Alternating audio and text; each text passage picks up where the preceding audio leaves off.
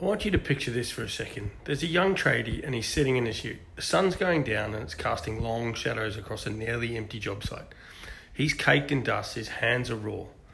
He's leaning his head on the back of his seat and he closes his eyes. But he's not resting. He's tense. He's fucking exhausted. The sound of distant traffic is completely drowned out by the ringing in his own ears. You bust your gut from dawn till dusk. You build things, you fix things. And to everyone else, you're as tough as nails. The one who just gets it done. But inside your head is just noise, a relentless list of deadlines, bills, and pressures that you're feeling.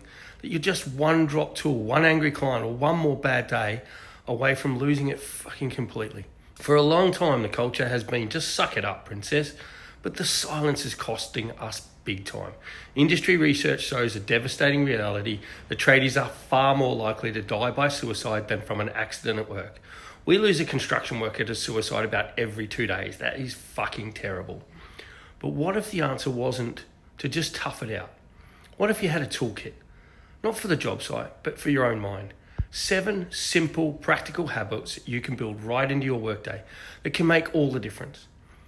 Stick with me and I'll show you exactly what they are. Like and subscribe to my YouTube channel, and you will get them straight to your inbox every single day when it matters the most.